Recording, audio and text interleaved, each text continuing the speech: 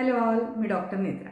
आजचा छोटासा व्हिडिओ आहे जो नवीन व्हायरस आलाय त्याच्याबद्दल भरपूर सनसनीखेज पसरवली जात आहे आणि त्याच्यामध्ये खरोखर किती तथ्य आहे आणि काय आहे हा व्हायरस हे जाणून घेण्यासाठी HMPV म्हणजे ह्यूमन मेटा न्यूमो व्हायरस असं या व्हायरसचं नाव आहे।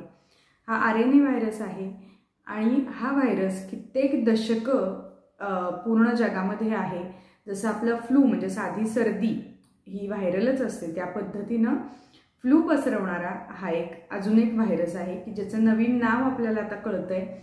आणि कोरोनाच्या धसक्यामुळे आपण कोणताही नवीन व्हायरस म्हटलं की त्याच्याबद्दल लगेच मग काहीतरी ब्रेकिंग न्यूज आणि अशा गोष्टी सुरू होतात, तर घाबरून जाण्याचं काही कारण नाहीये। अनेक दशकं हा व्हायरस एकूणच सर्दीसारखा आपल्या पूर्ण जगामध्ये प्रत्येक ठिकाणी अस्तित्वात असल्यामुळं त्याच्याबद्दल हर्ड इम्युनिटी निर्माण झाली। हर्ड इम्युनिटी म्हणजे एक पूर्ण सामाजिक काय म्हणू शकतो प्रतिकारक शक्ती त्याच्याबद्दल निर्माण झालेली आहे। त्याला पॉप्युलेशन म्हणजे सगळ्या पॉप्युलेशनमध्येच त्याच्याबद्दल एक प्रकारची रोगप्रतिकारक शक्ती नॅचरली निर्माण झालेली असते।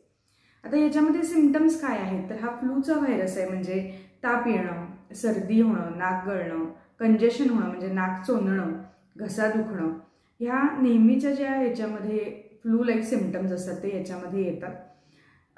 तुम्ही नेहमीचं घरातलं मेडिकेशन, घरातले जे आपले उपाय असतात ते त्याच्यासाठी करू शकता, तापाचं औषध घेऊ शकता।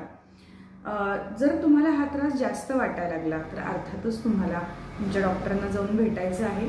तर हे इन्फेक्शन कोणाला होतं तर अर्थात ज्यांच्यात रोगप्रतिकारक शक्ती कमी असते, म्हणजे लहान मुलं आणि म्हातारी माणसं यांच्यामध्ये फ्लू सर्दी असंही जास्त प्रमाण असतं। त्यामुळे ह्या व्हायरसचं इन्फेक्शन साध्या सर्दीसारख्या व्हायरसचे इन्फेक्शन या लोकांमध्ये जास्त असू शकतं। कधी कधी सर्दी जास्त होते, कफ जास्त होतो, कंजेशन जास्त होतं, छातीतून घरघर आवाज यायला लागतो। तर हे नेहमी होणारे आपल्याला माहीत असणारे सगळे सिम्पटम्स आहेत, त्यामुळे घाबरून जाण्याचं काही कारण नाही आहे।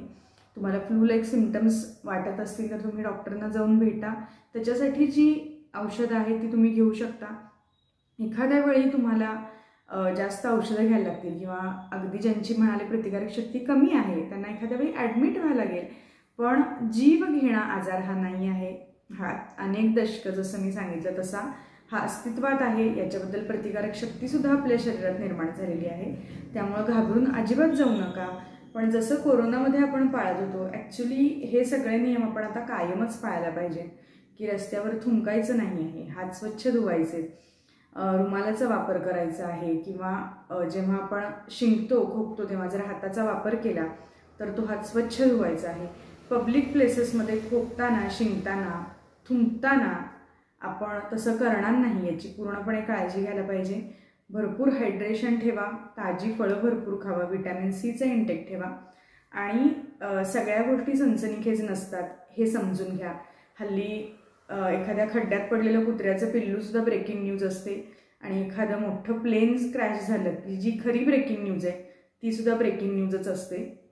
त्यामुळं TRPसाठी आणि लोकांनी काहीतरी बघत राहावं म्हणून साध्या नेहमी अस्तित्वात असणाऱ्या व्हायरसला उगाचच वाढवून चढवून कोरोनाचं स्वरूप देण्याचं आणि लोकांमध्ये भीती पसरवण्याचं काम चालू आहे। तर असं अजिबात नाही आहे, अजिबात घाबरून जाऊ नका, पण काळजी घेण्याला काहीच हरकत नाही आहे। सर्दी तर कशाला होऊन द्यायची असा आपण विचार करू शकतो। तर काळजी घ्या, घाबरून जाऊ नका। This was all about HMPV. Take care, bye.